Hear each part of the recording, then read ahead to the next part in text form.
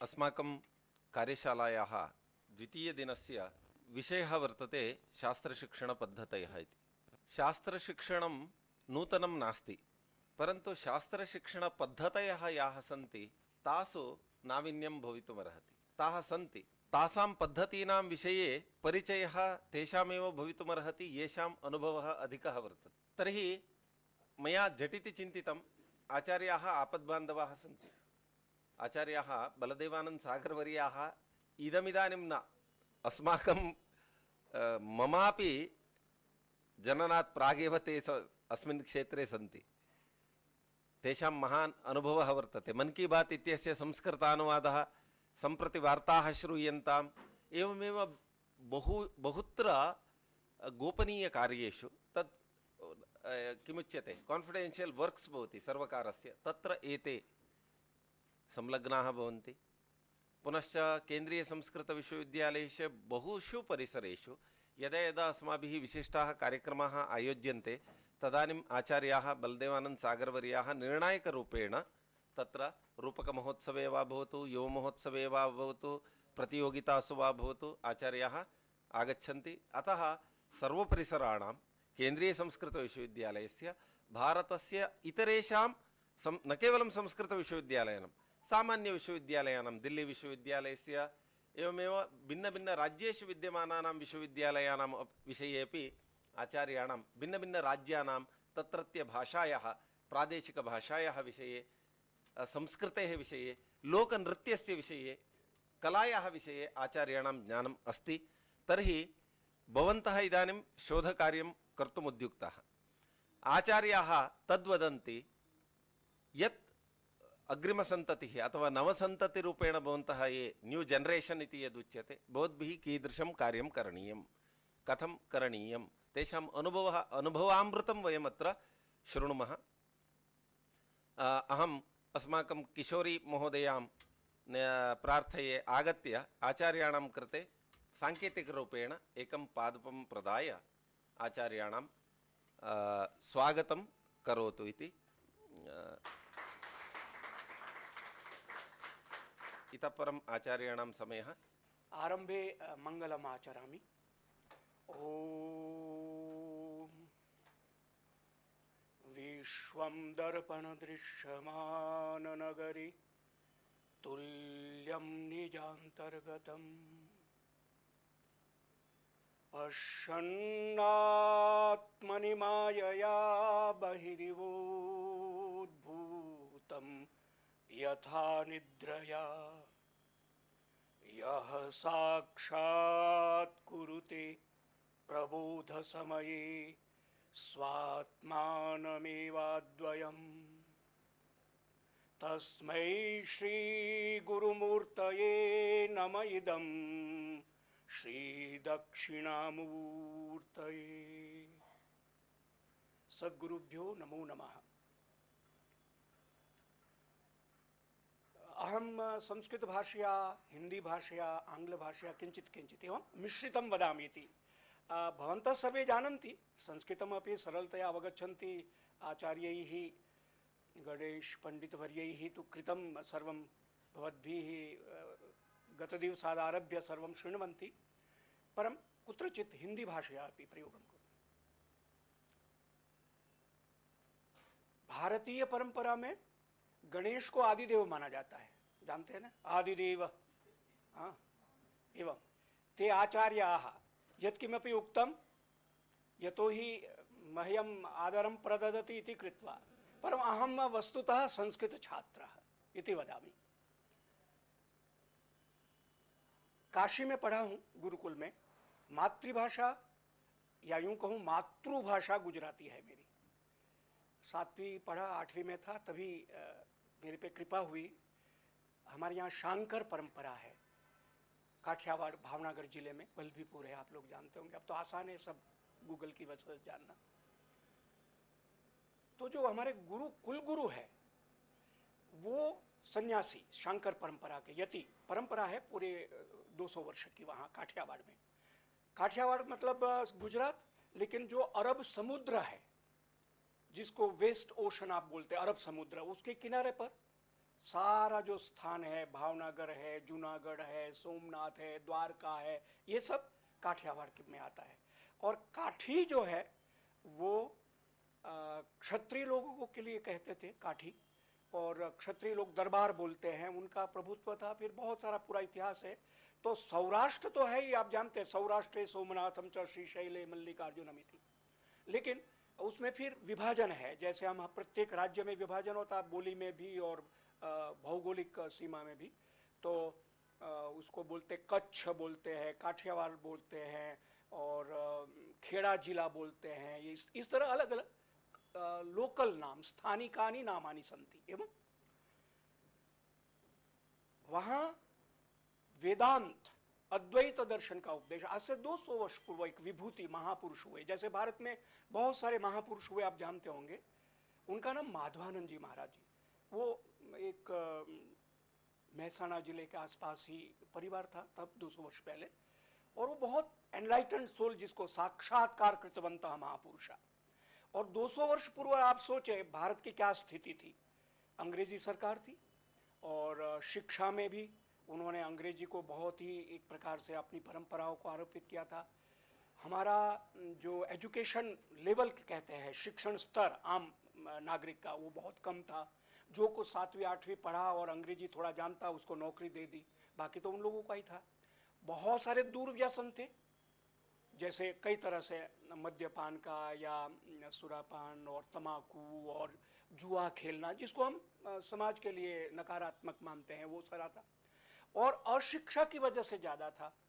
तो उन्होंने, पूज्य माधवानंद जी महाराज जी ने क्या किया कि एक अभियान छेड़ा कि मैं जगह जगह जाके, आज स्वयं एनलाइटन मतलब आध्यात्मिक शक्ति युक्त योगी थे, क्योंकि उनका अंतिम जो हमने दादाजी से या परदादा से जो सुना कि उन्होंने समाधि लेके अपने प्राण त्याग दिए थे। आक्रू जगह है, अहमदाबाद से कोई 150 किलोमीटर दूर है, वहाँ भीमनाथ करके महादेव है, जिसका संदर्भ पांडव जब वनवास में थे तब वहाँ आए, और वहाँ भीम ने वहाँ महादेव की स्थापना की। ऐसा आर्कियोलॉजिकल जो स्टडी है, आप नेट पर जाएंगे आपको मिल जाएगा वो। तो महादेव भीमनाथ महादेव है, वहाँ पर उनकी समाधि है। तो ये मैं केवल पृष्ठभूमि आपको बता रहा हूँ कि महापुरुष होते हैं तो जैसे विवेकानंद जी हुए, अरविंद हुए, स्वामी रामकृष्ण ठाकुर हुए, दक्षिण भारत में इतने महापुरुष हुए, और परंपरा में कबीर, तुलसी, गुरु नानक, तुकाराम जी, सब मतलब, और विश्व में अन्यत्र महापुरुष होते हैं, वो पूरी मानव जाति का सोचते हैं। तो भारतीय संस्कृति की विशेषता ये थी या है, हम अनुभव करते हैं कि हम भूमा वै सुखम नाल पे सुखम अस्ति, ये हमारा जीवन का सूत्र है। आपने पढ़ा सुना होगा, भूमा वै सुखम नाल पे सुखम अस्ति। अगर हम बृहत्तर, व्यापक, महत्तर सोचेंगे, अनुभव करेंगे तो सुखी रहेंगे, क्योंकि हमारा मूल स्वरूप वही है।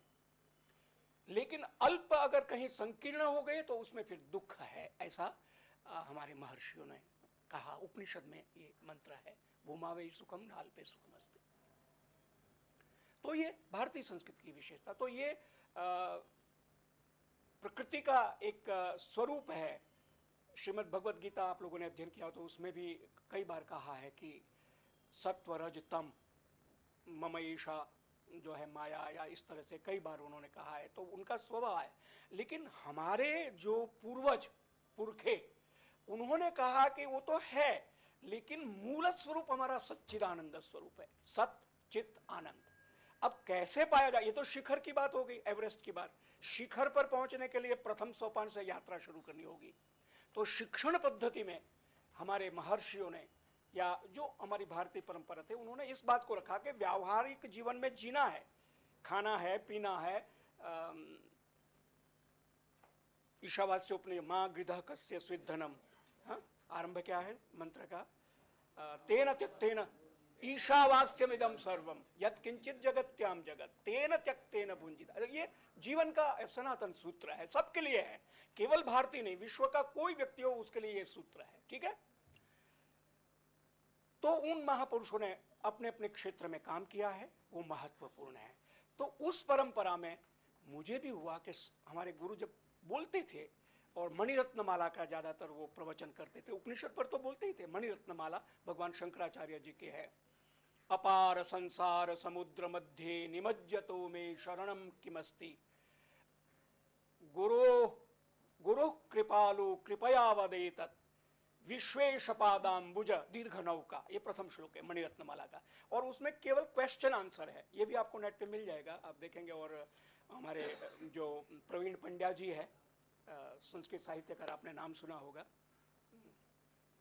जोधपुर में है, कहाँ है प्रवीण पंड्या जी, राजस्थान में है, प्रोफेसर प्रवीण पंड्या। अभी उनको साहित्य अकेडमी अवार्ड भी मिला है। उन्होंने पूरा काम इस पे काफ़ी किया है। हम लोगों ने एक ग्रुप बनाया था जिसमें मणिरत्नमाला को लेकर आपस में चिंतन करते थे। जीवन क्या है और क्या प्राप्तव्य है, ज्ञान क्या है, शास्त्र क्या है, व्यवहार क्या है, ये सब प्रश्न है उसमें मणिरत्नमाला में। तो वो जब बोलते थे मेरे जो दीक्षा गुरु, तो मुझे ऐसा होता था संस्कृत बहुत अच्छी है, ये मुझे पढ़ना चाहिए। पिताजी कृषि और व्यापार देखते थे और राजनीतिक कार्य देखते थे, और एक वेद रहस्य पत्रिका के संपादक थे। 4 बड़े भाई हैं, वो इंजीनियर थे, मैं सबसे छोटा, 5वां। तो मुझे स्नेह मिलता था, तो कहते इसको एडवोकेट बनाना है क्योंकि तर्क बहुत करता है ऐसे। लेकिन नियति, मैंने गुरु के पास दादा को कहा, पिताजी को कहा कि मुझे काशी में जाके पढ़ना है, क्योंकि हमें 3री क्लास में कृष्ण और सुदामा के संवाद की एक कविता गुजराती में आती थी, जिसमें जब सुदामा और कृष्ण मिलते हैं तो अपने सांदीपनी आश्रम में जो अध्ययन किया है उसको याद करते। कविता है, मने कैम विसरे रे, मैं कैसे भूलूंगा, तने शू सांभरे रे, क्या तुझे याद है, जब हम सांदीपनी ऋषि के आश्रम में पढ़ते थे। तो इस तरह से तो ये संस्कार था कि संस्कृत पढ़ना है तो काशी में जाना पड़ेगा, संस्कृत दूसरी जगह होगी।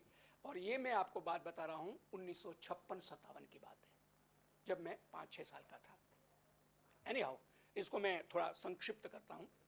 तो काशी में आया, काशी में गुरुकुल में पढ़ा, लेकिन काशी में दीक्षा दे के भेजने से पहले उन्होंने मुझसे लघु सिद्धांत कौमुदी, वहाँ पंच जो संधि है उसको याद करवाया। वो मंगाई उन्होंने बनारस से, 2 और गुरु भाई वहाँ पढ़ते थे उनसे।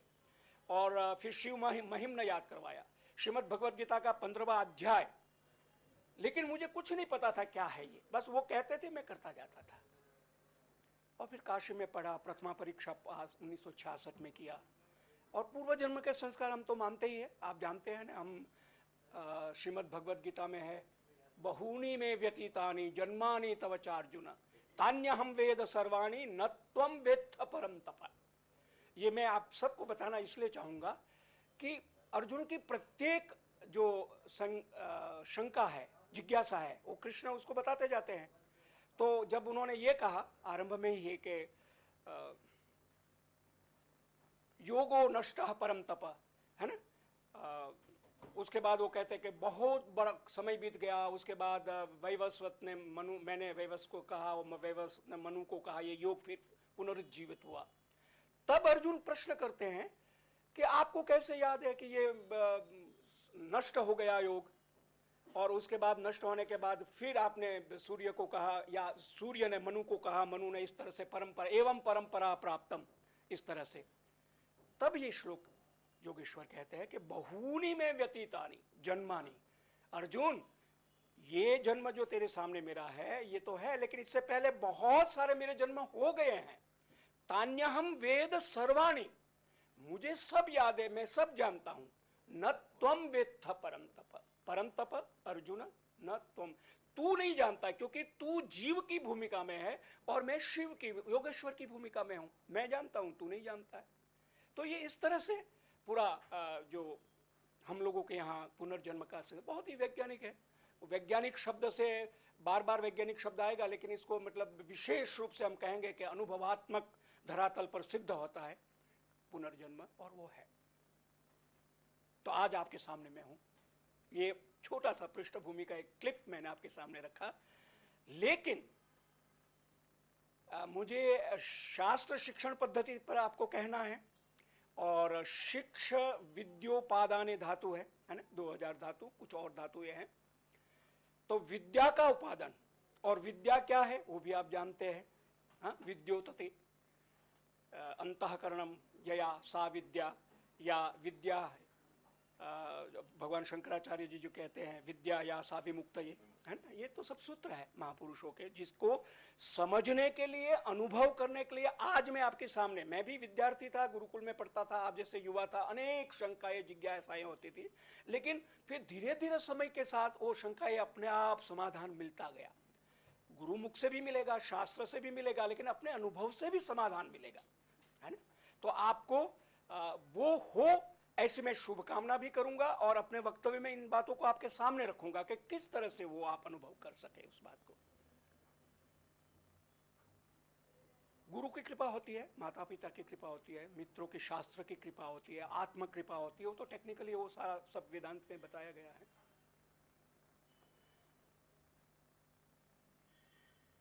शास्त्रम सुनिश्चल धिया परिचिंतनीयम, सुना होगा, ये सुभाषित है। शास्त्रम सुनिश्चल धिया परिचिंतनीयम, सेव्यो नृपोऽपि सततं परिसेवनीयः, अंके स्थितापि युवती परिरक्षणीया,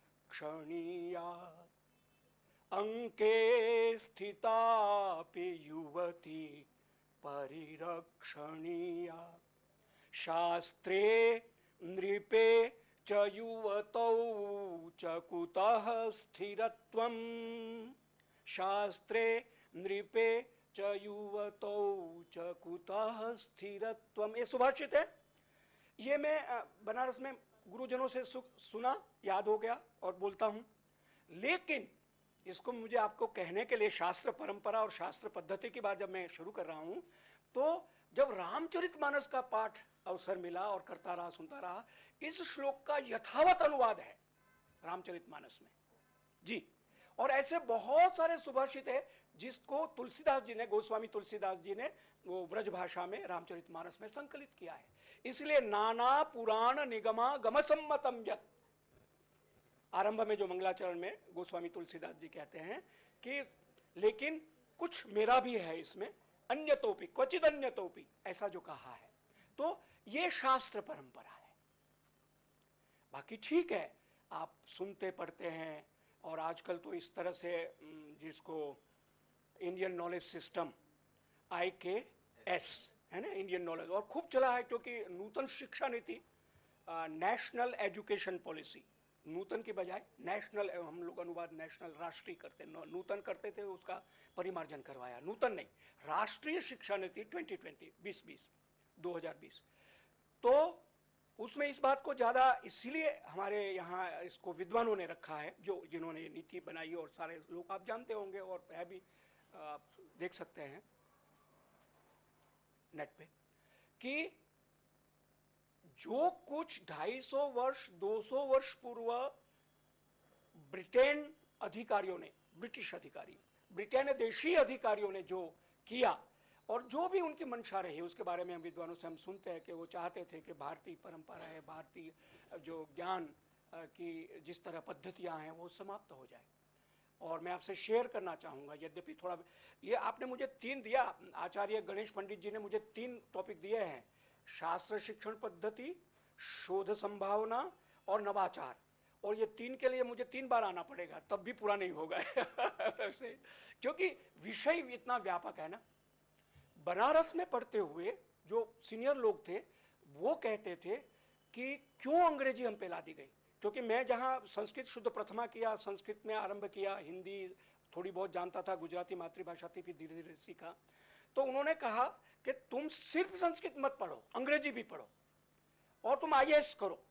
फिर मैंने इंटरमीडिएट किया, IAS की प्रिलिमिनरी एग्जाम भी दी, उसमें सेलेक्ट भी हो गया, लेकिन बाद में फिर ये आकाशवाणी में 1974 को जो समाचार आरंभ हुआ उसमें सेलेक्ट हो गया, फिर वही यात्रा आरंभ की। उन्होंने कहा कि सिर्फ संस्कृत पढ़ोगे तो तुम कूप मंडूक बन जाओगे। ये हमारे जो सीनियर थे, अब तो नहीं रहे, दिवंगत हो गए, बहुत स्नेह करते थे, उन्होंने बहुत मार्गदर्शन किया जीवन में।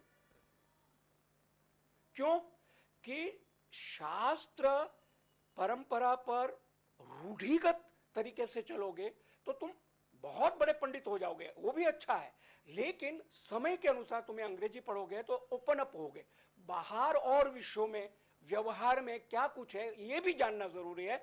तब एक होलिस्टिक अप्रोच, सर्वांगीण तुम्हारी पद्धति होगी चिंतन की, उसके लिए जरूरी है। और शोध छात्रों को भी आपका जो भी विषय है, वेद है, व्याकरण है, मीमांसा है, ज्योतिष है, जो भी पद्धति है, उसमें आपको सर्वांगीण पद्धति का अनुसरण इसलिए करना होगा। तो आपकी जो थीसिस है, ठीक है, अभी तो आप करना है क्योंकि अध्ययन कर रहे हैं, लेकिन कालांतर में वो आपको बहुत उपयोगी होगी, या आपकी वो जो शोध प्रबंध है उस पर और लोग काम कर सकते हैं। आप मेरी बात शायद समझ रहे होंगे, मैं एक उदाहरण दे देता हूं।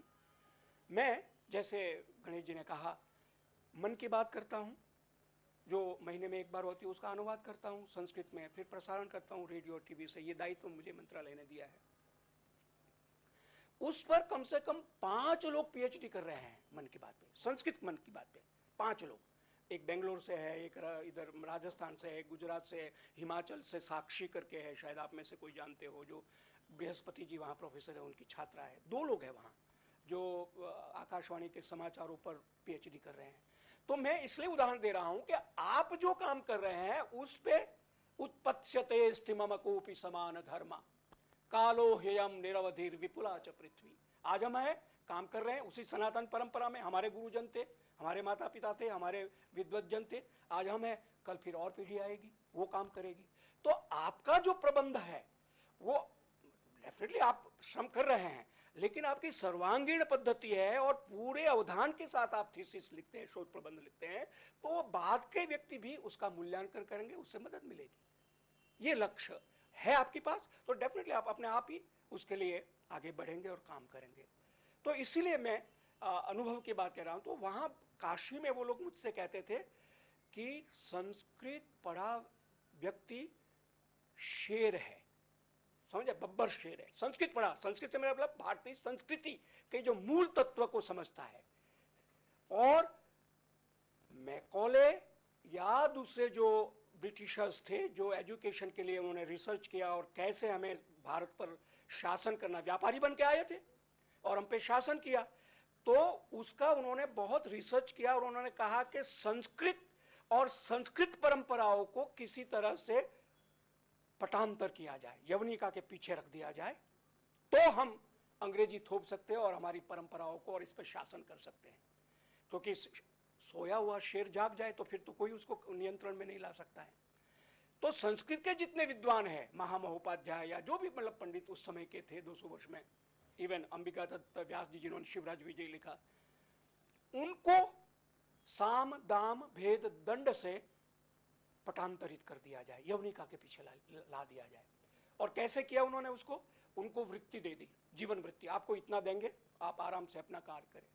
उनको उपाधि दे दी, महोपाध्याय और तर्कशास्त्री और अनेक प्रकार की सम्मान। और जब सम्मान दिया जाता है तो व्यक्ति फिर क्या होता है, जिसको सम्मान आता तो वो अपने आप को थोड़ा अंतर्मुखी हो जाता है कि कुछ हो रहा, कोई बात नहीं, होता रहे, मुझे तो, मैं तो सुरक्षित हूं। उन्होंने ये नीतिगत षड्यंत्र, ये मैंने सुना है, वो मैं आपको कह रहा हूं विद्वानों से, उन्होंने जितने भी अच्छे जागरूक थे, जैसे उन्हीं समय तो विवेकानंद जी हुए, विवेकानंद जी को नहीं कर सके, और कई लोग हुए हैं, लेकिन एक नाम आपके सामने रख।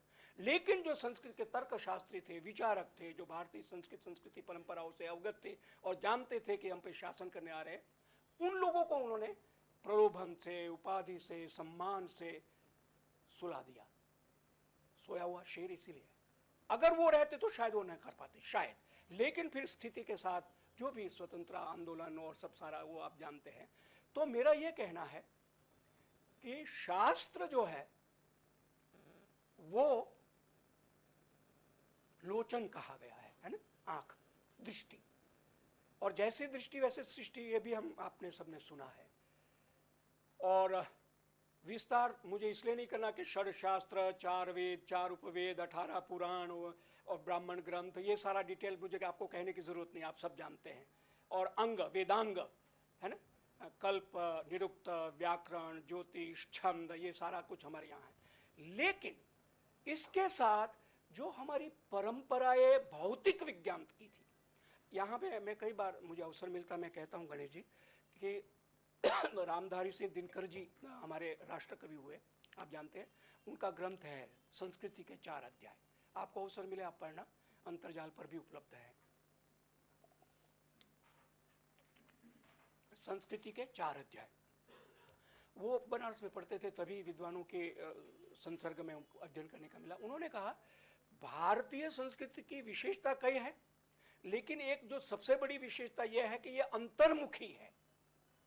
भारतीय संस्कृति बहिर्मुखी नहीं है, it is introvert not extrovert.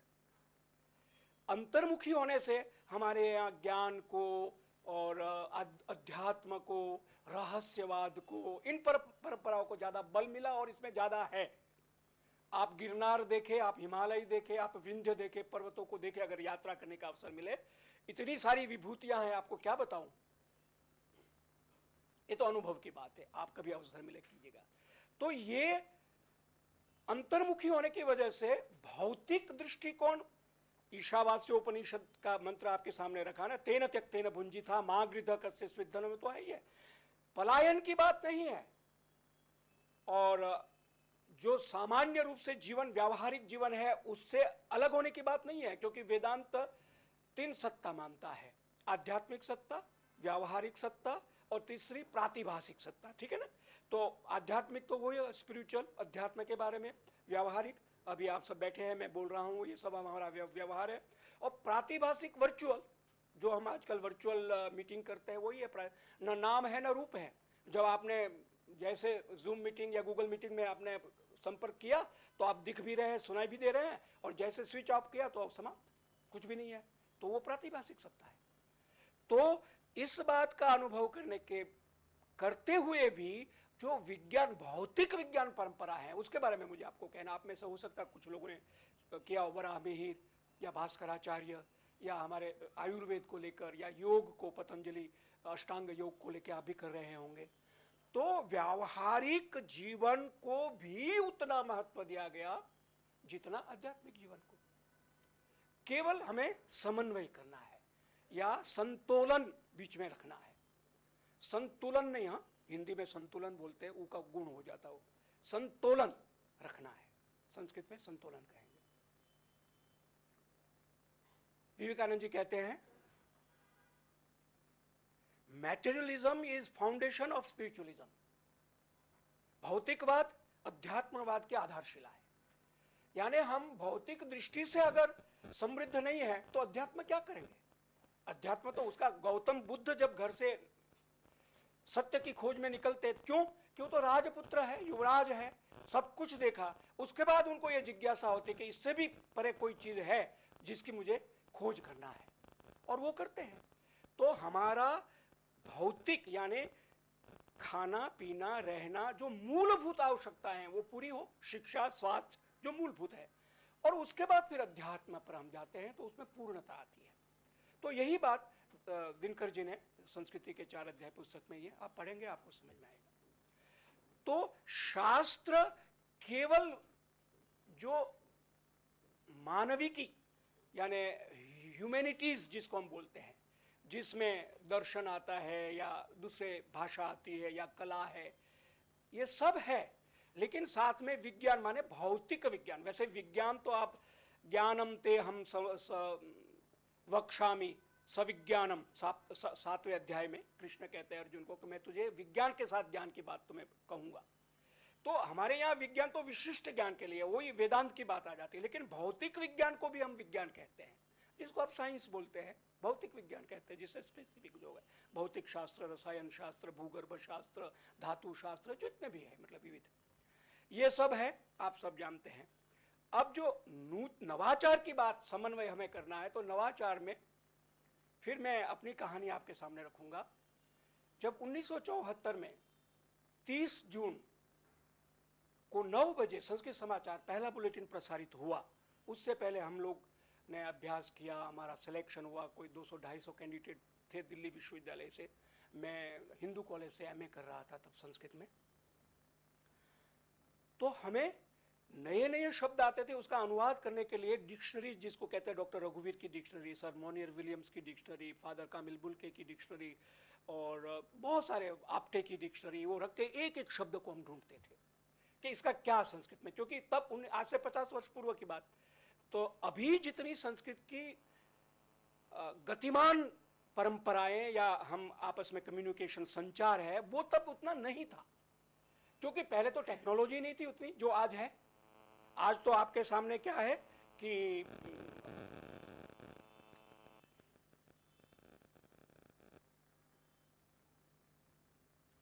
ये आपके सामने है, आपने खोला और शब्द का क्या लिंग है, क्या मतलब पर्याय है, ठीक है। आप लोग में बहुत सारे लोग इसको डाउनलोड करके देखते होंगे अनुवाद के लिए या रिसर्च के लिए। इसमें वाचस्पत्यम है, शब्द कल्पद्रुम है, अमर कोश है, आपटे की डिक्शनरी है, 8-10 कोश है और ऐसे कई हैं। कल शायद झाजी आए थे, मदन मोहन झाजी कल आए थे ना, ये उनका श्रम है, बहुत बड़ा कंट्रीब्यूशन उनका है। मैंने उनको कई बार इस बात के लिए अभिनंदित किया है, क्योंकि हमने अनुभव किया कितनी हमें, जो 5 मिनट का बुलेटिन होता था उसके लिए 3-4 घंटा 3 लोगों को लग जाता था एक एक न्यूज आइटम को बनाने के लिए। शुद्ध होना चाहिए, संस्कृत के शब्द होने चाहिए, ये सारी चीजें थी। तो वेदांत का एक और शब्द है करामलकवत। करामलकवत, कर माने हाथ, आमलक माने आंवला। कहते जो साक्षात्कार ब्रह्म का करता है वो कैसे करता है, को ब्रह्म को, ज्ञान को, आत्म तत्व को जैसे हाथ में आंवला दिखाई देता है, आंख से प्रत्यक्ष दिखाई देगा, वैसे वो ज्ञान को, अनुभूति को, सच्चिदानंद की अनुभूति को प्राप्त करता है। करामलकवत टेक्निकल टर्म है। तो आपके लिए, संस्कृत के लिए ये करामलक है। आज आपको अनुवाद करना है, आप गूगल ट्रांसलेशन से भी, जो कि प्लीज नहीं करना क्योंकि उसमें बहुत सारी अभी अशुद्धियां हैं। गूगल ट्रांसलेशन संस्कृत में अगर करेंगे तो उसमें विभक्ति वचन और बहुत है, इसलिए नहीं करना। लेकिन आज से 5 या 10 वर्ष बाद उसमें भी शुद्धता आ जाएगी काफी। तो कितनी बड़ी सुविधा है आपके लिए। आपको कोई कुछ भी है, गूगल को पूछ लीजिए, आपको पता लग जाएगा, तिथि का, वार का, इतिहास का, नाम का, ठीक है ना। तो ये सुविधा क्यों कि टेक्नोलॉजी का, प्राविधिक का, प्रौद्योगिकी का इतना विकास हुआ है जो तब नहीं था। और इसीलिए हमको जो कठिनाई का सामना करना हुआ, जो भी जैसे भी है, आज आपके सामने हम ये देखते हैं तो हमें लगता है आप कितने भाग्यशाली हैं कि आपके सामने सब सुविधा है, आप इसका उपयोग कर सकते हैं। रिसर्च में तो और ज्यादा हो सकता है, कुछ भी है आपको एक बहुत सारे लिंक है। अब तो पूरी अष्टाध्यायी और अनुवादिनी और सुभाषिणी और कई ऐप बन गए हैं जो पूरी पुस्तक को आपको अनुवादित करके आपको दे सकते हैं। तो नवाचार की बात में आया, इसलिए मैं कह रहा हूं कि हमें समन्वय करना है।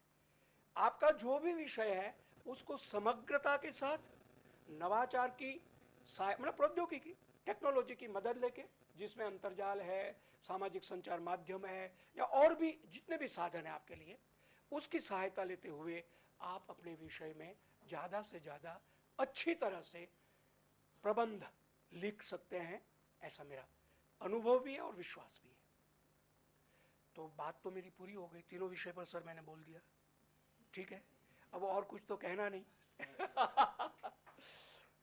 आप लोगों के बीच में आने पर हम लोगों को भी, युवा, हम वैसे तो युवा ही है, लेकिन युवा की अनुभूति होती है। 73 वर्षीय हम, लेकिन हमें लगता है कि आपके बीच में आके हमें वो गुरुकुल का समय याद आता है, अध्ययन का समय, एमए कर रहे थे, शास्त्री कर रहे थे, तब का समय याद आता है। और हमको ये होता है कि आपको बहुत सारी सुविधाएं हैं भाषा को लेकर, विषय को, आपके सब्जेक्ट को लेकर, जिसमें आपको जो गाइड है वो तो आपको गाइड करेंगे ही, लेकिन आप अपने आप भी, आपको रास्ता मिल जाएगा। आत्म कृपा जिसको हम कहते हैं, आप ढूंढते जाइए, आपको मिलता जाएगा सारा। छंद शास्त्र पर आप में से कोई कर रहे हैं। एक बात मैं और विशेष रूप से संस्कृत पर जब कहता हूं तो बोलता हूं, संस्कृत भाषा को लेकर बहुत सारे, हम तो 7वीं 8वीं में निबंध लिखते थे, संस्कृतस्य महत्वम, ऐसा करके आप भी लिखते होंगे, लिखा होगा, ठीक है। भाषा को लेकर हम, अपनी चीज सबको अच्छी लगती है, किसको अच्छी नहीं लगेगी। अब हमारी भाषा है, हमारी मतलब हेरिटेज है, विरासत है। लेकिन संस्कृत सिर्फ भाषा नहीं है, ये अनुभव से मैं बोल रहा हूं आपको। संस्कृत, वैसे मैं जब लिखता हूं प्रायः तो प्रयास करता हूं संस्कृत विद्या लिखूं, जब भी लिखता हूँ संस्कृत विद्या, भाषा नहीं, भाषा तो है ही है, संस्कृत विद्या। क्यों? कि ये ध्वनि विज्ञान है, साउंड टेक्नोलॉजी जो आप कहते हैं वो है। और वो अनुभव की वजह से मैं आपको बोल रहा हूं। अनुभव एक मैं आपको सुना देता हूं। ये जो आप स्कूटर गाड़ी चलाते हैं तो रेड लाइट पर आप रुक जाते हैं, ठीक है ना, रेड लाइट होती, फिर जब सिग्नल होता, ग्रीन लाइट होते तो आप जाते हैं, नहीं तो उसमें रिवर्स काउंटिंग होती है, 30, 29, 28, 27। हाँ, ये एक संस्कृतज्ञ विदुषी ने ये खोज की, मतलब ये विज्ञान है, सीधा सा है। उन्होंने कहा कि रिवर्स काउंटिंग अगर हो, कहीं और भी होगा किसी और देश में, लीला महेंद्ले जी, उसको शायद आप लोग नाम भी सुना होगा, संस्कृत विदुषी, IAS ऑफिसर है, और यहाँ अपना भिकाजी कामा प्लेस में बैठती थी। क्या नाम था, भारतीय प्रौद्योगिकी पेट्रोलियम कंजर्वेशन सिस्टम, ऐसा कुछ संस्था थी, उसकी वो अध्यक्षा थी। हमें थोड़ा काम करने का अवसर मिला उनके साथ, संस्कृत अनुवाद के लिए ही कई 2 विज्ञापन उन्होंने बनवाए। उन्होंने एक सीरीज शुरू की दूरदर्शन के लिए, उसका नाम रखा संरक्षण योग, जो आस्था और संस्कार से प्रसारित हुई बहुत पहले। बहुत पहले का मतलब 1990-95 के बीच में कह सकता हूं मैं। संरक्षण इज प्रिजर्विंग, प्रोटेक्शन। रक्षण माने किसी की रक्षा करना, वो तो है ही है, लेकिन रक्षण माने किसी चीज को बचाना, जैसे को पानी को बचाना, गैस को बचाना, पेट्रोल को बचाना, प्रदूषण को बचाना, ये बचाना संरक्षण। और उसमें योग के साथ, क्योंकि उनके पिताजी जो पुरोहित जी थे, बड़े संस्कृत के विद्वान, मराठी के विद्वान थे, संस्कृत के अच्छे विद्वान ज्योतिषी थे, और वो भी नहीं रहे, तो उनसे गीता का पूरा पाठ करवाया स्टूडियो में, ऑडियो श्रव्य। और फिर उन्होंने 20 मिनट का जो श्रृंखला बनती, एक एक एपिसोड प्रभाग बनता था, उसमें एक एंकर, महिला एंकर रखा, और जो स्कूल कॉलेज में नाटक होते हैं वो बच्चों के साथ उन्होंने एक सेगमेंट रखा, और किसी विद्वान का साक्षात्कार या कोई ऐसी बात कहना जिसमें हम कैसे वायु, जल, एनवायरमेंट, पारिस्थितिकी और पेट्रोल, इनका हम कैसे संरक्षण करें। ये वैज्ञानिक पद्धति से भारतीय संस्कृत परंपराओं के समर्थन के साथ टीवी में 75 एपिसोड बनाए थे। मुझे स्क्रिप्ट राइटिंग का सौभाग्य मिला वो 75 एपिसोड का।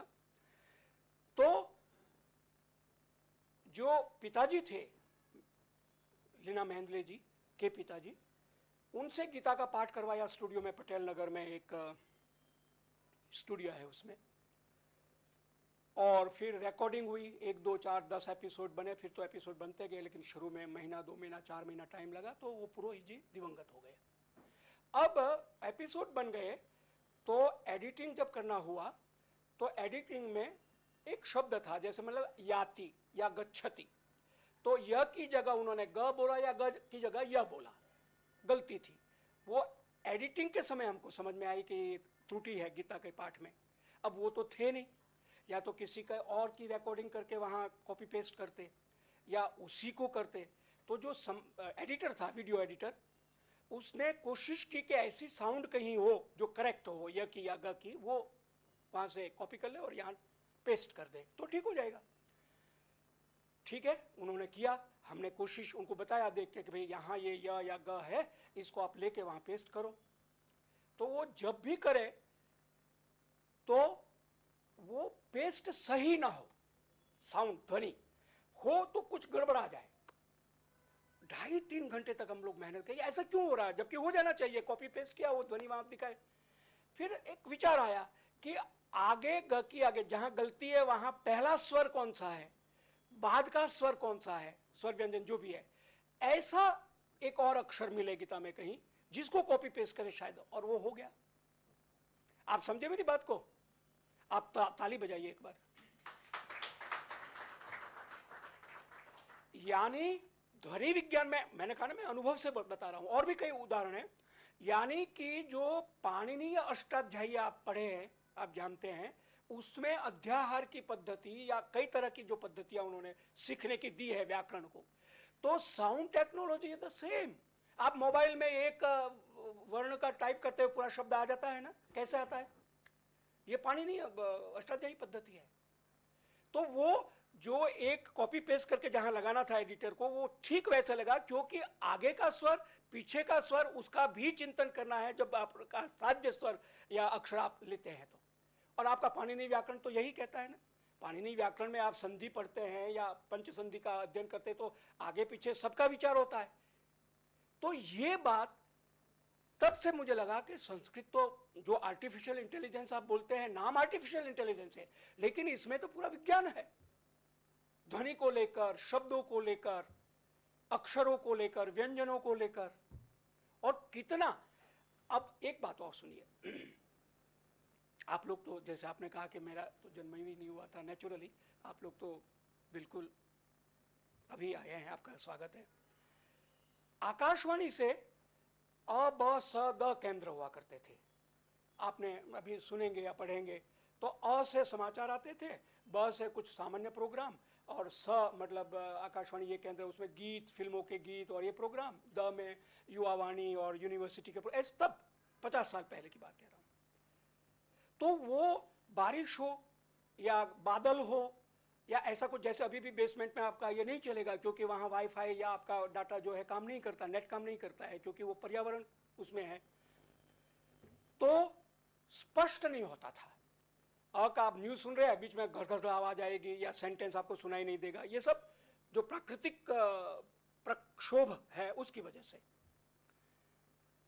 उसके बाद एफएम चैनल आया, आप सब एफएम सुनते होंगे। FM is what? Frequency modulation. Frequency आवृत्ति को बोलते हैं, मॉड्यूलेशन माने नम्यता, उसमें जो विपरिवर्तन करते हैं वो है। फ्रीक्वेंसी मॉड्यूलेशन का मतलब होता है कि एक ही ध्वनि माने अ है या आ है, उस ध्वनि को कई हजार गुना मल्टीप्लाई करके प्रसारित किया जाता है। ये टेक्नोलॉजी है। तब आपके पास शुद्ध, और शुद्ध ही नहीं, विशुद्ध परिशुद्ध ध्वनि सुनाई देती है। जो प्रस्तुत करता है उसकी आवाज जैसी भी हो, लेकिन आपको सुनने में बहुत अच्छी सुनाई देगी। जैसे संगीत का भी अभी कर दिया है, कोई भी गा सकता है, वो भी टेक्नोलॉजी आ गई, कोई भी गा सकता है। वो यंत्र ऐसे है कि आपकी आवाज को एकदम परिशुद्ध और परिमार्जित, परिष्कृत करके प्रस्तुत कर सकता है। तो ये जो एफएम फ्रीक्वेंसी मॉड्यूलेशन वाले अब हो गए हैं, और उसके बाद तो अब कम्युनिटी रेडियो हो गया है ना। तो पुराना वॉकी टॉकी था, अगर आप इतिहास पढ़े रेडियो के इन्वेंशन की, तो वॉकी टॉकी था जिसमें युद्ध, सेकेंड वर्ल्ड वॉर में काफ़ी वॉकी टॉकी से काम लिया था, और उसके बाद फिर रेडियो और दूरदर्शन, ये सब इतिहास है पूरा।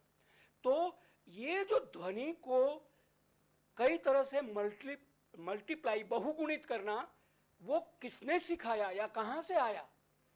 आपके यहाँ एक ही अ है तो वो 18 प्रकार, 72 प्रकार का अ है, उदात, अनुदात, स्वरित, फिर उसके भी कई भेद है। और आपका वेद पाठ, जब आप शिक्षण पद्धति की बात थी तो आपने जब मुझे बोला तो एकदम मुझे केरल याद आ गया। केरल मुझे कोई 10-15 साल पहले एजुकेशन मिनिस्ट्री से वहाँ के जो गुरुकुल है प्राचीन वेद परंपरा के, उसके अन्वीक्षण के लिए भेजा था, रिपोर्ट तैयार करने के, कितने गुरुकुल है जिसको हम फाइनेंस करते हैं। तो वो गुरु बैठता है और वो बोलता है, शिष्य उसको आवृत्ति करता है, वो कुछ नहीं जानता है लेकिन वो याद कर लेगा उसको, वेद मंत्रों को। बाद में बेशक उसका वो विश्लेषण करे, अर्थबोध हो, लेकिन उन ध्वनियों को, उदात, अनुदात, स्वरित, और जो घन पाठ, जटा पाठ, जो विकृतियां हैं 8 जिसमें आप वेद मंत्रों को उच्चारित करते हैं, इससे क्यों ऐसा किया हमारे ऋषियों ने? कभी आपके मन में शंका या प्रश्न हुआ कि ये वेद पाठ क्या चीज है? पहले तो हमको भी ये लगता था क्यों ऐसे करते हैं। या शास्त्रीय संगीत जिसमें जब वो आरोह अवरोध आ करते हैं, हमको लगता था ये क्यों ऐसा करते हैं। लेकिन फिर संस्कृत नाटक किए, संगीत का थोड़ा अभ्यास किया, और सारे गमा पधनिसा का थोड़ा हारमोनियम पर अभ्यास किया, तब पता चला कि जो आ इतना आसान नहीं है। वर्षों तक साधना, जब सारे गमा पधनी सा की आप करेंगे, तब आपका सारे गमा पधनी कहाँ कैसे उच्चारित करना है उसका अभ्यास होगा। वर्षों तक आप वेद पाठ, श्रुति परंपरा से जब आप वेद मंत्र पढ़ेंगे, तब आपको जीवन भर वो मंत्र याद रहेंगे। तो ये वैज्ञानिक पद्धति है, ठीक है। बहुत सारे पाश्चात्य शिक्षाविद कहते हैं कि रटना नहीं चाहिए, या आधुनिक भी कई सारे लोग हैं वो भी कहते हैं रटना रटंत विद्या है, ऐसा बोलते हैं ना। लेकिन ये रटना जो है, याद कर लेना। एक और प्रश्न मैं आपके सामने रखूं, अनुभव बहुत सारे हैं मेरे पास। जब हम लघु सिद्धांत कौमुदी पढ़ते थे, तर्क संग्रह पढ़ते थे, अमरकोश पढ़ते थे, प्रथमा की तैयारी कर रहे थे 1965 में, तो गुरुजी या बड़े लोग कहते आवृत्ति करो, पंचसंधि की आवृत्ति करो, तर्क संग्रह की आवृत्ति। फिर गदोलिया में रहते थे, दशाश्वमेध घाट पर स्नान करने जाते थे, तो बोलते बोलते जाते थे, वापस भगवान विश्वनाथ को जल चढ़ाया, फिर वापस बोलते हुए, तब तक तर्क संग्रह, पंचसंधि, अमरकोश जितना था उसकी आवृत्ति हो जाती थी। लेकिन मान तो लिया था गुरुजनों की बात को आदर के साथ कि करना है, लेकिन क्यों करना है वो अब हमें समझ में आता है। आवृत्ति करना क्यों जरूरी है? क्योंकि उस समय जो आपका मस्तिष्क है, उस समय आपके शरीर का जो जिस तरह का विकास हो रहा है, उसमें आपकी जो हार्ड डिस्क है, मदर डिस्क कहिए रादर, जो कंप्यूटर में मदर डिस्क जैसे, उसमें वो सारे संस्कार सुरक्षित हो जाते हैं। और वो सपने में भी, अनजाने भी आप उसको याद करेंगे, वो श्लोक आपको याद आ जाएगा, वो सूत्र आपको याद हो जाएगा। हमारे यहाँ तो श्रुति परंपरा ही थी पहले, तो लिखना पढ़ना तो बहुत बाद में हुआ। तो ये परंपराएं पूर्ण वैज्ञानिक है, आवश्यक है, लेकिन टेक्नोलॉजी की वजह से अब धीरे धीरे कम होता जा रहा है, लेकिन इसका भी अपना महत्व है, ये सिद्ध है, इदमित्थम। ठीक है, तो इस तरह से मैंने आपको संस्कृत एक साउंड टेक्नोलॉजी है, ध्वनि विज्ञान है, इस बात को आपके सामने रखा। एक और उदाहरण देता हूं, 5-10 मिनट में समापन करूं, चले? जब तक कहें आप, कितने बजे तक करना है? 12 बजे तक, ठीक है। नहीं, मुझे खड़े अच्छा लगता है, बैठूंगा तो सही, क्योंकि मैं सबके चेहरे भी तो देखता हूं ना, उससे मुझे फीडबैक मिलता है। और 12 बजना जो है ना, वो ईडियम है, आभानकम अस्ति, 12 बज गए। मैं बैठ के बोल सकता हूँ, लेकिन मैं यहाँ बहुत सारे छात्रों को, नोएडा में एक Asian academy of film and television है, वहाँ इसी तरह से पढ़ाता, तो एक संप्रेषण होता है, अच्छा लगता है मुझे खुद। थक जाऊँगा बाद में, फिर आराम करूँगा। आप लैपटॉप यूज़ करते हैं, पेन ड्राइव यूज़ करते हैं, और डिस्क दूसरी तरह की जो भी है उसको देखते हैं, तो उसमें वायरस आ जाता है। ठीक है, और वायरस क्या है? वायरस विषाणु है, जो आपकी चीज है उसको, प्रोग्राम को रोकता है, सुनने नहीं देगा, विकृत कर देगा, ये सब होगा। ठीक है, ये साउंड टेक्नोलॉजी की बात है, जिसको अभी भी साउंड टेक्नोक्रेट, ध्वनि विशेषज्ञाः एतदर्थं प्रयतन्ते यत् केन प्रकारेण एषा समस्या अपाकरणीया। एषा समस्या अस्ति, साधनम् अस्ति, परं साधनस्य उपयोगे कदाचित् काठिन्यं भवति, तर्हि किं करणीयम्? अब तुलना कीजिए श्रुति परंपरा से, जिसने वेद पढ़ा, और केवल केरल नहीं, भारत के समग्र राज्यों में या विदेश में श्रुति परंपरा से उदात, अनुदात, स्वरित, जटापाठ, घंटपाठ, जटा मतलब अष्ट विकृतियों के साथ, और फिर सामवेद का मतलब मंत्रों का अध्ययन किया। वो कब से है? 3000 कहते हैं, 5000 कहते हैं, लेकिन इससे भी पुराना समय है, ऐसा मान लीजिए आप, विद्वानों में बड़ा इसमें हुआ है। 5000 वर्ष, 10,000 वर्ष या और भी पुराने वर्ष से, क्योंकि महाभारत का भी संदर्भ है, उसमें भी गुरुकुल पद्धति की बात थी, रामायण में तो है ही है। उससे पहले जो वैदिक संस्कृति हमारी जी, तब तो खैर था ही था सब ये, जब ये वैदिक भाषा के रूप में, ऋचाओं के रूप में सब हुआ। उस समय जो मंत्र जिस तरह से आविष्कृत हुआ, ऋषया मंत्र दृष्टारा, उसको रखा, गणानंत्वा गणपति गुं हवामहे, या कोई भी मंत्र आप ले लीजिए, वो आज भी भारत के किसी भी कोने में कोई भी विद्वान जो उस पद्धति से पढ़ा हुआ है, उसमें वायरस नहीं है, जबकि आपके वैज्ञानिक साधनों में वायरस है। बजाइए ताली, ठोको ताली, है ना? आप मानते हैं इस बात को? जिस पद्धति से वैदिक मंत्र, विदेशी भी बोलेगा, वो ब्रिटेन के किसी पार्लियामेंट में भी वेद मंत्रों का उच्चारण हुआ था, आपने पढ़ा होगा फेसबुक वगैरह पे। यानी कि इतने हजारों वर्षों के बाद भी मंत्र को उदात, अनुदात, स्वरित उच्चारण के साथ कैसे बोलना है यथावत, और मैं ही नहीं, आप ही नहीं, जहां भी वो परंपरा है और बोला जाता है वहां विकृति नहीं है, वायरस नहीं है, वो यथावत। ये है ध्वनि विज्ञान आपका। उसके लिए तदर्थम सांप्रतमपि ये आधुनिकाः ध्वनि वैज्ञानिकाः सन्ति ते सततम अन्वेषणं कुर्वन्ति केन प्रकारेण तत्र पूर्णता स्यात् इति। कि ऐसा हम जैसे वैदिक वेद मंत्रोच्चारण, वेद मंत्र पाठ जैसे किया जाता है और उसमें विकृति नहीं है, उसको हम कैसे प्रतिष्ठापित करें। तो इस तरह का ये विज्ञान है, ध्वनि विज्ञान, और बहुत से अनुभव है, अवसर मिलेगा आपको कहूँगा। तो आप सब लोग अपने अपने विषय में, क्योंकि आप दिल्ली में हैं या आप और किसी विश्वविद्यालय में, केंद्रीय संस्कृत विश्वविद्यालय में है या दिल्ली विश्वविद्यालय में है या जवाहरलाल नेहरू यूनिवर्सिटी, किसी भी विश्वविद्यालय में है, तो वो सीमा नहीं है।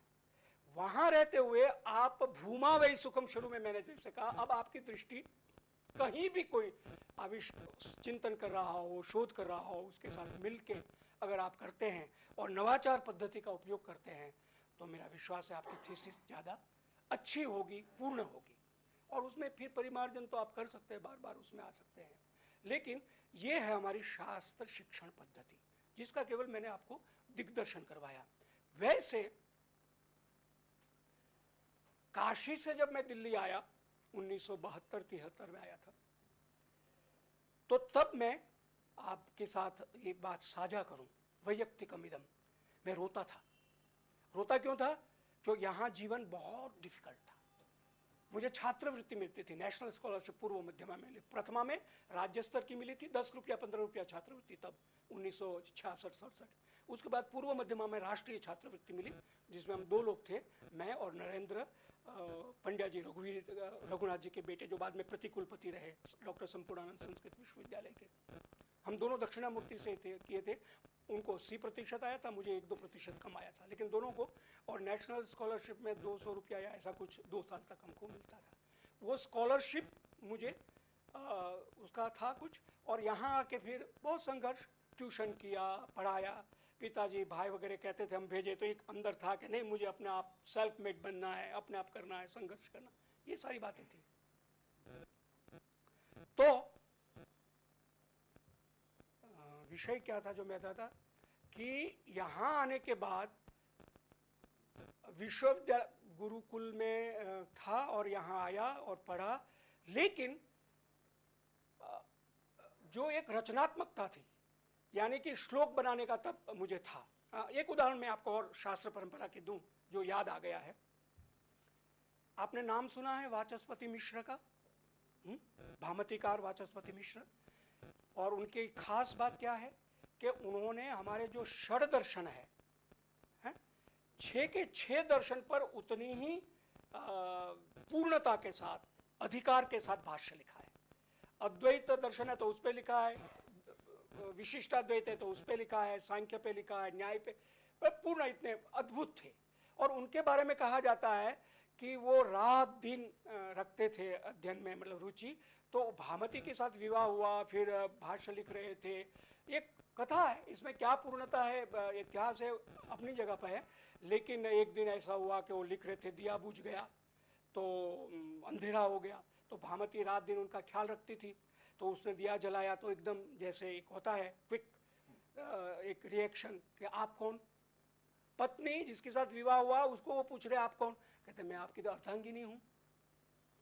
अच्छा, तो इतने समय से आप मेरा ख्याल रख रही है? कहते हाँ। तो आप क्या चाहती है? कहते मैं क्या चाहूँ, हम गृहस्थ पति पत्नी हैं, एक वंश आगे बढ़े, कोई संतान हो तो अच्छा है। तो 1 सेकंड के लिए रुकते हैं वाचस्पति मिश्र जी, और वो कहते हैं कि पुत्र होता है, ठीक है, सुपुत्र हो कुपुत्र हो हमें पता नहीं है, हमारा नाम रहे वंश का, यही चाहती हो ना तुम? तो मैं ये जो शांकर भाष्य लिख रहा हूँ, इसकी टीका का नाम भामती रखता हूँ। फिर बजाइए ताली आप। भामती टीका, भामती टीका आप पढ़िएगा। अभी एक चर्चा हो रही थी, राम सुब्रमण्यम जी, वो एक जापानी महिला को भामती पढ़ा रहे हैं, राम सुब्रमण्यम जी। तो ये सुना हमने मान लिया, क्योंकि आदर और श्रद्धा थी। लेकिन प्रथमा करने के बाद पूर्व मध्यमा में जैसे हमने शुरू किया, तो वाराणसी में ये जो दशहरा और ये आता है ना, तो समस्या पूर्ति का एक प्रचलन है वहाँ। हर एक विद्यालय अपने यहाँ एक कोई समस्या रखेगा और निमंत्रण भेजेगा दूसरे विद्यालय को कि ये समस्या पूर्ति, आप अपने छात्रों को भेजिए समस्या पूर्ति के साथ। कवि सम्मेलन जैसे होता है, समस्या पूर्ति पर श्लोक पढ़े, फिर उनको पुरस्कृत किया जाता था। समस्या थी वीरः समीरोपमः, वीरः समीरोपमः, ये समस्या थी। अब वहाँ जो थे गुरुजन, उन्होंने कहा बलदेवानंद तुम करो, इस पे श्लोक बनाओ। इससे पहले नहीं बनाया था, तो मैंने कहा मुझे तो आता नहीं। कहते प्रयास करो। अब प्रयास वीरा समीर ऊपर, अच्छा छंदो रुचिका या ऐसे एक पुस्तक थी जिसमें 8-10 छंद थे प्रथमा में। हाँ, वो पुस्तक थी तो छंद का थोड़ा ज्ञान था कि छंद का गुरु लघु मात्रा होता है, ये लक्षण अनुष्टुप का श्लोके षष्टम गुरु ज्ञेयम सर्वत्र लघु पंचकम द्विचतुष्पादयो रस्वम सप्तमम दीर्घमन्ययो, उपजाति का लक्षण, वसंत तिलका का लक्षण, इस तरह से तो शुरू किया हमने। अब जो शुरू किया तो जो कहते हैं ना कि एक तरह का उसमें इन्वॉल्व होना, एनग्रॉस्ड अंग्रेजी में आप बोलते हैं, पूर्ण तल्लीन हो जाना। अब मैं दोपहर का भोजन करूं, स्नान करूं, सोऊं, व्यायाम करूं, दिमाग में वो मीटर, क्योंकि आता तो था नहीं, तो गुरु लघु मात्रा करना गणित था, गणितात्मक है छंद, तो वो घूमता रहता था। ऐसे करते लोल अंगुल लोल नयन विलसद, ऐसे करके हनुमान जी पर पंचक बनाया मैंने। फिर बाद में गांडीवों में छपा है, उसकी प्रति मेरे पास अभी भी है। लेकिन 3-4 दिन मुझे लगे ये इतने श्लोक बनाने में। फिर एक स्वातंत्र पर एक श्लोक बनाया वीरा समीरोपमा को लेकर ही। लेकिन ये इसलिए मैं आपको सुना रहा हूं कि 3-4 दिन पर मैं कब सो रहा हूं, कब खा रहा हूं, कब कोई काम कर रहा हूं, बात कर रहा हूं, कुछ पता नहीं, दिमाग में लगातार वो श्लोक का। मैंने कहा मैं एक साधारण छात्र जब इतना इन्वॉल्व हो सकता हूं, तो वाचस्पति मिश्र तो पंडित महान पुरुष थे, क्यों नहीं हो? माने मेरी आस्था मेरे विश्वास में बदल गई कि ये केवल कहानी नहीं है, जरूर होगा। क्योंकि एक और उनके प्रकरण में है कि पिताजी बड़े समृद्ध थे, वाचस्पति जी वहां के बिहार के है ना। अच्छा, तो उनके पिताजी बहुत समृद्ध थे, तो उन्होंने वाचस्पति जी को अध्ययन के लिए काशी भेजा। साथ में एक केयर टेकर, पाचक, जो खाना बना के खिलाएं और ये करें, वो ऐसा व्यक्ति टेक। और रात दिन उनके पढ़ते ही थे। कहते एक विद्वान तो ऐसे भी कहते थे कि जब उनकी भावरी लग रही थी तब भी एक हाथ में उनकी पुस्तक थी और वो शादी हो रही थी, इस तरह ऐसा बोलते हैं। एनी हाउ, पिताजी ने, वाचस्पति मिश्र जी के पिताजी ने उनको कहा देखो इनको तुम सब ध्यान रखना, लेकिन खाने में कभी मिर्च ज़्यादा डाल देना, कभी नमक ज़्यादा डाल देना, कभी मसाला कम कर देना, और जिस दिन ये कहे कि आज नमक कम है, उसी दिन तुम इसको वापस ले आना घर पर, ये कहते हैं। यानी कि उनके ये अब क्या इसमें वास्तविकता, क्योंकि मैंने तो अपने अनुभव की बात बताई कि मतलब वो रात दिन के उनको शरीर का ज्ञान है। स्वामी रामकृष्ण परमहंस की एक ऐसी स्थिति थी कि उनको जलेबी बहुत खाते थे वो, ऐसा सुना है विद्वानों से। तो जो दूसरे शिष्य थे वो कहते थे आप इतने महापुरुष है, आपने अपनी ये वीकनेस क्यों है कि आप मीठा खाते हैं? तो पहले तो कई बार तो उन्होंने उत्तर नहीं दिया, जब बहुत पूछा तो उन्होंने कहा ये जो पंचभूत का शरीर है इसको टिकाए रखने के लिए किसी एक वासना की जरूरत है। अगर मैं मीठा ना खाऊं तो मेरे प्राण छूट जाएंगे, शरीर समाप्त हो जाएगा, मेरी आयु समाप्त है। लेकिन शरीर को रखने के लिए कोई एक वासना, कोई एक आसक्ति, कोई अटैचमेंट कि भाई मीठा खाना है। ये महापुरुषों के अनुभव की बात मैं आपको सुना रहा हूं कि तो वो इतने एनग्रोस्ड है कि अध्ययन में षड दर्शन के महान पंडित हमारे सामने है ग्रंथ भाष्य। वो सामान्य है तो मनुष्य ही, लेकिन उनकी मेधा, उनकी प्रज्ञा, उनकी जो धारणा शक्ति है वो इतनी अद्भुत है कि उसमें बहुत सारे हमारे सामान्य मस्तिष्क की क्षमता उसमें आ सकती है। तो ये सत्य है, ये विश्वास होता रहा। ये सारी बातें हैं, और भी कुछ अनुभव है, लेकिन मैं चाहूँगा कि आप लोग जो पीएचडी कर रहे हैं या विद्यावारिधि कर रहे हैं तो अपने विषय पर समग्रता के साथ, क्योंकि बोलना आसान है, करना कठिन है, जानाम्यहम अनुभवाम्यहम, क्योंकि मुझे यहाँ आपने कहा और मैंने बोल दिया, लेकिन मैं अनुभव, क्योंकि मेरे साथ आप ही की तरह संघर्ष किया, फिर पीएचडी किया, फिर नौकरी मिल गई, नौकरी नहीं मिली तब अस्थायी नौकरियाँ करते रहे, ट्यूशन करते रहे, अपने आप को सर्वाइव करने के लिए।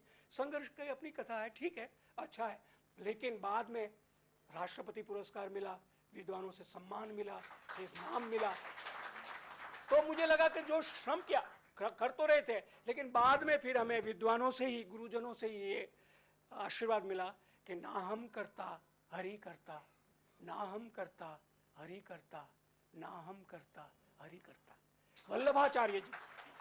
वल्लभाचार्य जी ने जो भाष्य लिखा है श्रीमद् भागवत पुराण पर, तो उसमें ये बार बार आप पढ़ेंगे सुनेंगे कि जो कुछ हम कहाँ करते हैं, हम तो निमित्त मात्रम भव सव्यसाचिन, है तो यही ना, हम निमित्त है। मतलब ये पंच भौतिक शरीर, उसमें जो प्राण है, ठीक है, अपने कर्मानुसार प्रारब्ध अनुसार जीवन है, लेकिन जो कुछ होता अगर आप इस भाव से करके आपने करना है, अच्छा से अच्छा करना, अनेक विघ्न आएंगे, अनेक बाधाएं आएगी, स्वास्थ्य की, परिवार की, सामाजिक जीवन की, कार्य की, लेकिन ये सब होते हुए भी एतेषु सत्स्वपि भवताम मनः भवताम प्रज्ञा निश्चय संकल्पः दृढ़ अस्ति चेत एताः सर्वाः बाधाः पणीकृत्वा भवन्तः अग्रे सर्तुं पारयन्ति। अतएव मम बलदेवानन्दस्य एषा शुभकामना अस्ति यत् भवन्तः सर्वेपि स्वीय शोध प्रबंध लेखने, स्वीय अन्वेषण कार्ये, अनुसंधाने उदात्त मनसा प्रसन्नतया च। देखिए, मैं एक बात और कहूं, अंग्रेजी में है I do it, I enjoy it, कहते हैं ना, आई एंजॉय इट माने आनंद के साथ करना। मैं जब अनुवाद करता हूं तो जो प्रेशर वाला अनुवाद होता है मैं नहीं करता हूं। जैसे कई वो लोग होते हैं एडवर्टाइजमेंट वाले, ये करके शाम तक भेज दीजिए, तो मैं कहता हूं हो जाएगा तो भेजूंगा, नहीं तो टाइम लूंगा। क्यों? कि प्रेशर में काम ठीक नहीं होता, आप एंजॉय नहीं कर सकते हैं। आप पीएचडी करेंगे, आप शोध करेंगे, लेकिन एंजॉयमेंट, आनंद के साथ। आनंदाद्वा इमानि भूतानि जातानि आनंदेनेव पश्यन्ति आनंदाद्वा इमानि भूतानि जातानि येन जातानि जीवन्ति यत् प्रयन्ति अभिसंविशन्ति तद् ब्रह्म तद् विजिज्ञासु। हमारा स्वरूप मूलतः आनंद स्वरूप है। एंजॉय करते हुए आप काम कीजिए, पूर्णता मिलेगी, अवश्य मिलेगी। इन्हीं वचनों के साथ मैं अपने वक्तव्य को यदक्षरम पदम भ्रष्टम मात्राहीनम च यद् भवेत् तत्सर्वं क्षम्यतां देव प्रसीद परमेश्वर। धन्यवाद।